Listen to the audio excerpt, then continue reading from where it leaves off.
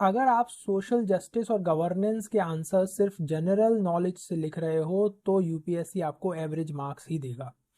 पहले तो सब लोग सोशल जस्टिस एंड गवर्नेंस को इग्नोर करते हैं, सिर्फ पॉलिटी पे फोकस करते हैं और मैक्सिमम वो आईआर को प्रिपेयर करते हैं। तो आपकी आधी प्रिपरेशन तो यहीं खत्म हो गई। अगर आप 120 130 प्लस एम कर रहे हो जीएस 2 में, तो आपको जो जो सोशल जस्टिस के और गवर्नेंस के जो इंपॉर्टेंट इंपॉर्टेंट कंपोनेंट हैं वो आपको याद करने पड़ेंगे। अगर आप जेनरिक आंसर लिखोगे तो आपको रिवॉर्ड कैसे मिलेगा? So in this particular video, I am going to talk about that how you can link the syllabus and PYQs and my handwritten notes to write a perfect answer for social justice and governance। आपने अगर इतना सीख लिया आज इस video से 20-30 minute में, तो आपका काम खत्म है ना। फिर आपको GS 2 के लिए कभी भी सोशल जस्टिस और गवर्नेंस के लिए टेंशन लेने की जरूरत है नहीं। तो सबसे पहले सिलेबस का एक ब्लूप्रिंट देख लेते हैं कि भाई सिलेबस में क्या चीज़ें लिखी हुई हैं जो मुझे प्रिपेयर करनी है, और उसी को मैं कैसे यूज करूंगा इंटरलिंक करके। देखो, सबसे बड़ी चीज, सबसे पहली चीज, जो गवर्नमेंट की पॉलिसीज हैं, इंटरवेंशंस हैं for the development in various sectors, issues arising out of their design and implementation. देखो, जो भी गवर्नमेंट की पॉलिसीज हैं उनके इश्यूज क्या हैं, क्या इश्यूज हैं भाई, डिजाइन में क्या इश्यूज हैं, इम्प्लीमेंटेशन में क्या इश्यूज हैं, इसको हम डिटेल में देखेंगे, अभी इसका सोल्यूशन भी देखेंगे। फिर जो सेकंड टॉपिक है वो है डेवलपमेंट का प्रोसेस, डेवलपमेंट की industry, and then the most important thing is NGO and SHG. इससे डायरेक्टली क्वेश्चन आता है और हर साल एक क्वेश्चन आता है। एनजीओ के रोल से रिलेटेड क्वेश्चन आ जाता है कि क्या रोल है एनजीओ का, एसएचजी से क्वेश्चन आ जाता है कि भाई क्या रोल है एसएचजी का। ये एकदम सॉरी, लो हैंगिंग फ्रूट्स हैं आपके प्रिपरेशन के। आप इसको एक बार प्रिपेयर कर लो और आपका कोई भी आंसर आप लिख पाओगे। फिर थर्ड टॉपिक जो है आपका वो है वेलफेयर स्कीम्स। जो भी वेलफेयर स्कीम्स हैं वल्नरेबल सेक्शंस के लिए, वल्नरेबल सेक्शंस कौन से हैं? विमेन है, एल्डरली है, एससी है, एसटी है, ओबीसी है, और आपका LGBTQ है, और चिल्ड्रंस है। ये आपके वल्नरेबल सेक्शंस हैं। अब जो वेलफेयर स्कीम इनके लिए लॉन्च की गई है सेंटर और स्टेट ने, उसका क्या परफॉर्मेंस है, क्या उन्होंने सही परफॉर्म किया है, क्या उन्होंने सही परफॉर्म नहीं किया है, उनकी एनालिसिस क्या है, क्या इश्यूज हैं, क्या वे फॉरवर्ड हो सकता है, और जो वल्नरेबल सेक्शंस हैं उससे एसोसिएटेड क्या मैकेनिज्म्स हैं इंडिया में, लॉज क्या हैं, इंस्टीट्यूशंस क्या हैं, बॉडीज क्या हैं जो इनके प्रोटेक्शन और बेटरमेंट के लिए काम करते हैं। ये आपका सोशल जस्टिस का पार्ट हो गया। फिर उसके बाद आता है आपका issues related to development and management of social sector और सर्विसेज, जिसमें आपको हेल्थ के बारे में बताना है, एजुकेशन के बारे में बताना है, और ह्यूमन रिसोर्स के बारे में बताना है। आपको क्लियर कट यूपीएससी ने बता दिया कि आपको किस किस कीवर्ड पे फोकस करना है और कितना लेवल पे फोकस करना है। फिर आता है next, issues related to poverty and hunger. फिर जो हमारा गवर्नेंस का पार्ट है उसमें आपका आ जाएगा governance, transparency, accountability, e governance. E governance की एप्लीकेशंस, एप्लीकेशन क्या है, बिजनेस टू बिजनेस एप्लीकेशन क्या है, बिजनेस टू कस्टमर एप्लीकेशन क्या है, गवर्नमेंट टू गवर्नमेंट क्या है, गवर्नमेंट टू कस्टमर क्या है। इस तरीके से आपको एप्लीकेशंस करनी है, मॉडल्स करने हैं, इसका सक्सेस देखना है। क्या डीबीटी जो आपका ई गवर्नेंस में आएगा उसका क्या सक्सेस है वो आपको बताना है। लिमिटेशंस बतानी है, क्या अभी तक जो डिजिटल लिटरेसी है वो 100% हो पाई है इंडिया में? अगर नहीं हो पाई है तो ई गवर्नेंस कैसे सक्सेसफुल होगा? फिर इसका पोटेंशियल क्या है, अभी क्या हम 100% रीच कर पाए हैं ई गवर्नेंस को? नहीं कर पाए हैं, तो अभी भी पोटेंशियल बचा हुआ है। फिर आता है सिटीजन्स चार्टर क्या होते हैं, transparency and accountability and institutional and other measures. इसमें आपका आरटीआई आएगा, इसमें आपके लोकपाल आएंगे, है ना, जो भी आपके इंस्टीट्यूशन हैं वो सब आएंगे। फिर लास्ट में जिसकी आप प्रिपरेशन कर रहे हो सिविल सर्विसेज की, उसका रोल क्या होगा डेमोक्रेसी में, क्या रोल होगा आपका? क्या आप पॉलिसीज को फॉर्मुलेट करोगे, क्या आप पॉलिसीज को इम्प्लीमेंट करोगे, क्या आप पॉलिसीज को इवेल्युएट करोगे? So this is going to be your function with related to civil services, ये आपको याद रखना है। अब हम डायरेक्टली सिलेबस देखते हैं और सिलेबस के बाद अब देखते हैं कि भाई क्वेश्चंस कौन से पूछे गए हैं। फॉर एग्जांपल जो वल्नरेबल स्कीम्स हैं, जो वल्नरेबल सेक्शंस के लिए स्कीम्स हैं, वेलफेयर स्कीम्स हैं, उससे कैसे क्वेश्चन पूछे जाते हैं।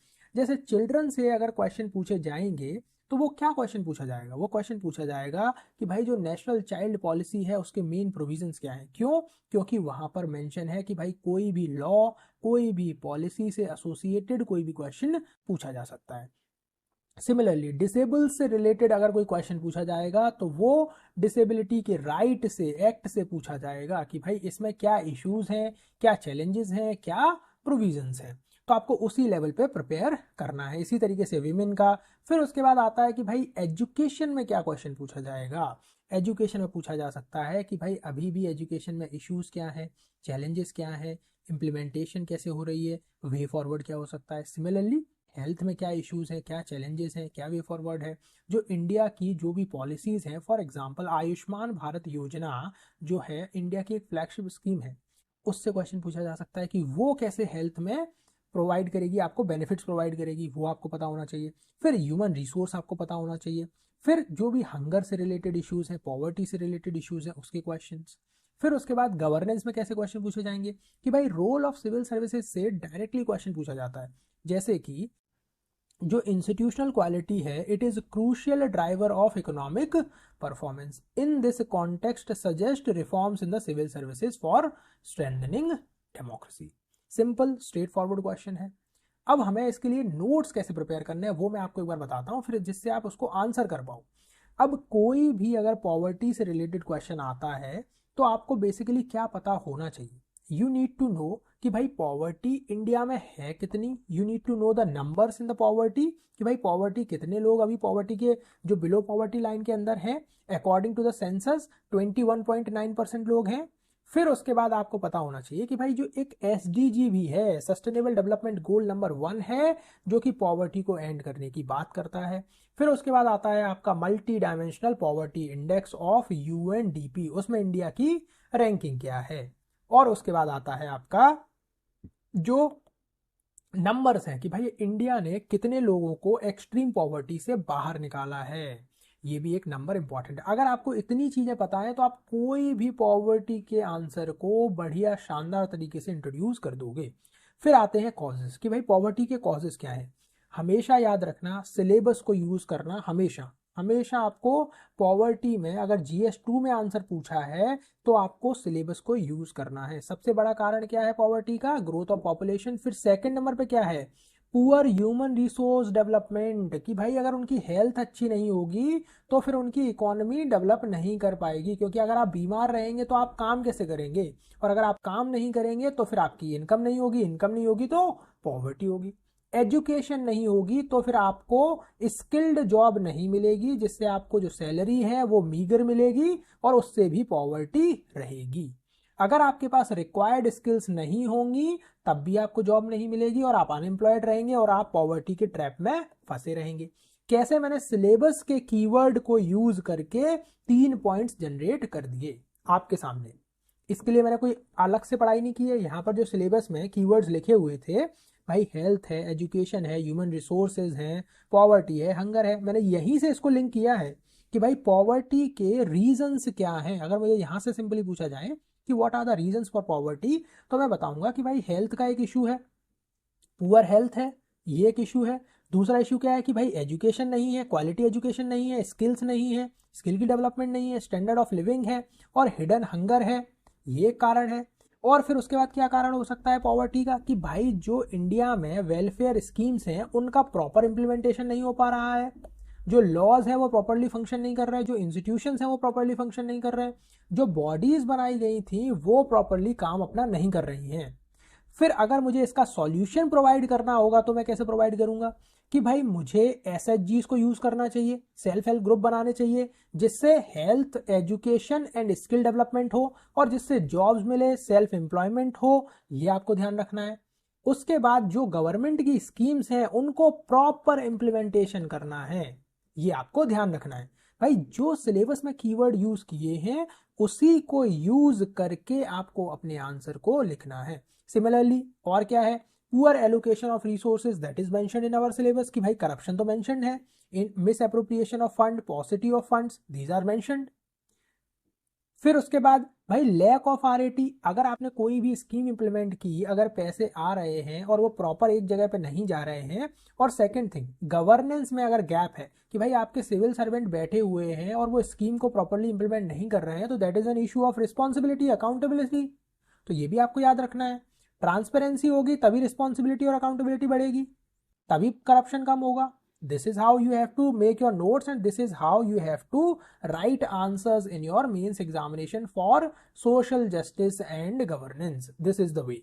अब क्या कर सकते हैं, वही सिलेबस को यूज करेंगे कि भाई जो भी गैप्स हैं इंप्लीमेंटेशन ऑफ स्कीम में उसको हटाएंगे, एक्सक्लूजन अगर एरर्स हैं उसको हटा देंगे, प्रॉपर आइडेंटिफिकेशन करेंगे, सोशल ऑडिटिंग करेंगे, फिर एनजीओस को यूज करेंगे, एसएचजीस को यूज करेंगे, एमएसएमईस को यूज करेंगे कैपेसिटी बिल्ड करने के लिए, लोकपाल, लोकायुक्त, सीबीआई, ईडी को चेक करेंगे।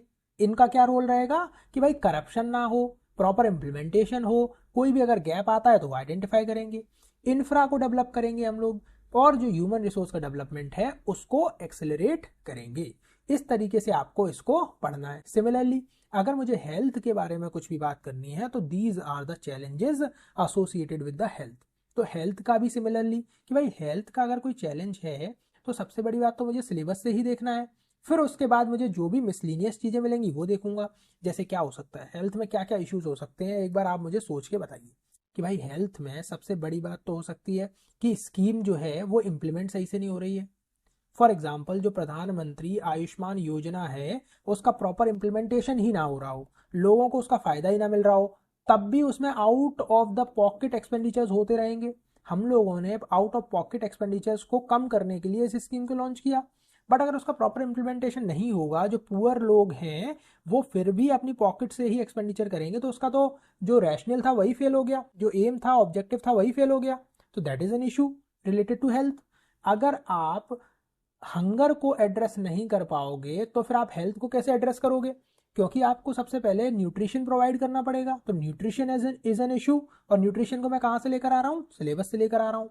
पॉवर्टी इज एन इशू, जब तक पॉवर्टी होगी तब तक हेल्थ का एक इशू रहेगा, क्योंकि टीबी के जो मरीज हैं, टीबी की जो प्रेवलेंस है इंडिया में वो मोस्टली पुअर पीपल में है, पॉवर्टी की वजह से है। क्योंकि अगर टीबी को अगर हमें ठीक करना है तो हमें न्यूट्रिशन चाहिए और प्रॉपर मेडिकेशन चाहिए, प्रॉपर रेस्ट चाहिए, तो that is also link to health. इस तरीके से आपको सिलेबस के कीवर्ड को लिंक करके अपने नोट्स प्रिपेयर करने हैं, जिससे आप अपने आंसर को उस डेप्थ में लिख सको। ये आपको हमेशा ध्यान रखना है। सिमिलरली कि भाई जो भी अदर जो आपके जो वल्नरेबल सेक्शंस हैं उनको कैसे प्रिपेयर करना है। फॉर एग्जांपल जैसे अगर मैंने अभी वेलफेयर स्कीम्स की बात की, तो अगर कोई भी स्कीम का क्वेश्चन आपको आता है कि भाई क्यों वो स्कीम फेल हो गई, तो आपके ये 10 कारण हैं जो आपको मेंशन करने हैं। नंबर 1, स्टेक होल्डर का कंसल्टेशन नहीं हुआ, फ्रेगमेंटेड अप्रोच थी, ओवर सेंट्रलाइजेशन था, ओवर एम्बिशियस टारगेट थे, मल्टीप्लिसिटी थी स्कीम्स की, लैक ऑफ फाउंडेशनल कैपेसिटी थी, इंफ्रा का इशू था, या फिर पॉलिटिकल कंसेंसस नहीं बन पाया। जो अभी एक रीसेंट केस था कि भाई पीएम श्री स्कीम जो है वो बहुत सारे स्टेट्स में इंप्लीमेंट नहीं हुई, जैसे फॉर एग्जांपल केरल में इंप्लीमेंट नहीं हुई, वेस्ट बंगाल में इंप्लीमेंट नहीं हुई। क्यों नहीं हुई, क्योंकि पॉलिटिकल कंसेंसस नहीं था, सेंटर स्टेट में टसल थी, that was the issue. There is lack of institutional capacity as well, क्यों, उसकी वजह से करप्शन होता है। तो इसका सोल्यूशन क्या है, सजेशन क्या है, बॉटम्स अप अप्रोच अपनाएंगे, बेटर कोऑर्डिनेशन करेंगे, कैपेसिटी बिल्डिंग करेंगे, टेक्नोलॉजी को यूज करेंगे, कटिंग एज ब्यूरोक्रेसी चाहिए। So these are the suggestions and solutions. फिर सिमिलरली जब भी हम किसी भी वल्नरेबल सेक्शन को प्रिपेयर करेंगे तो हमें ये सारी की सारी चीजें याद रखनी है ब्रॉडली, कि भाई वल्नरेबिलिटी क्यों, क्यों उनको हार्म हो सकता है, क्या उनको डैमेज कर सकता है, क्या फोर्सेस हैं जो उनको डैमेज कर सकती हैं। फिर उसके बाद जब भी सॉल्यूशन लिखेंगे तब क्या लिखेंगे कि भाई स्कीम क्या है, कॉन्स्टिट्यूशनल स्कीम क्या है, फिलोसॉफिकल बेसिस क्या है, प्रियम्बल में क्या है, फंडामेंटल राइट्स में क्या है, डीपीएसपी में क्या है, यूएन कन्वेंशन क्या है, ह्यूमैनिटेरियन ग्राउंड क्या है, इकोनॉमिक इंपेरेटिव क्या है। ये सारे के सारे आपके सॉल्यूशंस होंगे, स्कीम्स होंगी, लॉज होंगे, इंस्टीट्यूशन होंगे, बॉडीज होंगी, बस काम खत्म।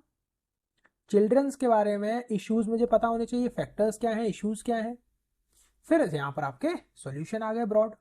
अगर चिल्ड्रंस की मैं बात कर रहा हूँ तो मैं बात क्या करूँगा, एक तो मैं बात करूँगा कि भाई हेल्थ का क्या इशू है चिल्ड्रंस में, दूसरी मैं बात करूँगा पॉवर्टी का क्या इशू है, तीसरी मैं बात करूँगा हंगर का क्या इशू है। मैं पॉइंट्स कहाँ से ला रहा हूँ, मेरे पास ऑटोमेटिकली जनरेटेड पॉइंट्स हैं, पहले से ही सिलेबस को मैंने याद किया हुआ है, वहीं से पॉइंट्स आ रहे हैं।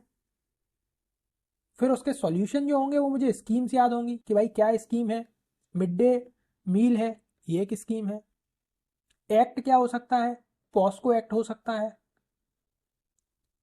कॉन्स्टिट्यूशन में आर्टिकल्स क्या है फंडामेंटल राइट से रिलेटेड, आर्टिकल 23, आर्टिकल 24 है protection of childrens from hazardous activities, these are the articles that can be used. तो इस तरीके से आपको अपने गवर्नेंस और सोशल जस्टिस के नोट्स को प्रिपेयर करना है, जिससे आप कोई भी क्वेश्चन को आंसर कर पाओ। वल्नरेबल सेक्शन सारे के सारे मैंने आपके लिए ऐसे प्रिपेयर किए हुए हैं। एंड इफ यू वांट कि भाई आपको यही नोट्स चाहिए, आपको इन्हीं से पढ़ना है, तो you can go to unfiltered UPSC 1 and I will upload these notes on that Telegram channel. तो आप टेलीग्राम चैनल से वहां पे डाउनलोड कर सकते हैं और लिंक आपकी डिस्क्रिप्शन में आपको मिल जाएगी। फिर देखते हैं कि भाई गवर्नेंस में और कुछ एक्स्ट्रा करना पड़ता है क्या। जैसे रोल ऑफ एसएचजीज का एक टॉपिक अगर मुझे प्रिपेयर करना है तो मैं इसको कैसे प्रिपेयर करूं। इसको मैं सिंपली एक डेफिनेशन लिखूंगा, एसएचजी की डेफिनेशन क्या होती है, फिर उसके बाद उसके फंक्शंस क्या होते हैं, उसके बाद उसकी नीड क्या है, उसके बाद उसकी जेनेसिस क्या थी, बेनिफिट्स क्या हुए, और उसके बाद सिमिलरली उसकी वीकनेस क्या है, और चैलेंजेस क्या हैं, मेजर्स क्या हैं। अगर मैंने ऐसे नोट्स प्रिपेयर कर लिए तो कोई भी क्वेश्चन अगर एसएचजी से रिलेटेड आएगा तो मैं 500% उसको आंसर कर लूंगा। कोई भी क्वेश्चन अगर एसएचजी से आएगा तो एसएचजी का, जैसे फॉर एग्जांपल ये जो क्वेश्चन आया है कि भाई can the vicious cycle of gender inequality, poverty, malnutrition be broken through micro finance of women एसएचजीज, एक्सप्लेन विद एग्जांपल्स। तो अगर मैं अपने नोट्स देखता हूं कि भाई कोई भी एग्जांपल मुझे मिल जाए, तो यहाँ पे मेरे पास क्या एग्जांपल है, सेवा का एग्जांपल है, लिज्जत पापड़ का एग्जांपल है ना, और कुदम्बश्री का एग्जांपल है। 4 एग्जांपल्स है मेरे पास, तो चारों के चारों मैं कोड करूंगा, ऐसे मैप बना के कोड कर सकता हूं। फिर उसके बाद कैसे बेनिफिट होगा वीमेन एम्पावरमेंट के लिए, यहाँ पर मेंशन है आपके लिए कि भाई कैसे बेनिफिट होगा, फंक्शन क्या होगा, फंक्शनल कैपेसिटी प्रोवाइड करेंगे। तो यहां से ही आप सारे क्वेश्चन को आंसर कर लोगे अगर आप ऐसे अपने नोट्स बनाते हो। तो आंसर राइटिंग का इशू तभी आता है जब आपके नोट्स खुद के रेडी नहीं होते। तो सिलेबस के कीवर्ड को यूज करो, अपने नोट्स बनाओ प्रॉपर इसी तरीके से, और उसके बाद आप आंसर राइटिंग करो। और हमेशा याद रखना कि सिलेबस के जो कीवर्ड्स हैं उनको ही यूज करना है मोस्टली आंसर्स में। प्लस आपको गवर्नमेंट की स्कीम यूज करनी है, रिपोर्ट्स यूज करनी है, डेटा यूज करना है, फैक्ट्स यूज करने हैं, उनको आपको एडिशनली यूज करना है। अगर आपने इतना काम कर लिया तो आपको कोई भी टेंशन लेने की जरूरत नहीं है। Thank you so much for watching this video, I hope you found this informative. अगर आपको कुछ भी समझ आया हो, कुछ नहीं समझ आया हो, तो आप कमेंट सेक्शन में लिख सकते हैं। अगर आपको कोई चीज़ समझ आई है तो भी लिखिए, अगर आपको कोई चीज़ नहीं समझ आई है, डाउट है आपको कोई भी with related to governance social justice, तो आप पक्का लिखिए। मैं आपके लिए उसको और क्लियरली वीडियो बनाऊंगा कि आप एक एक टॉपिक की वीडियो बनाऊंगा आपके लिए कि भाई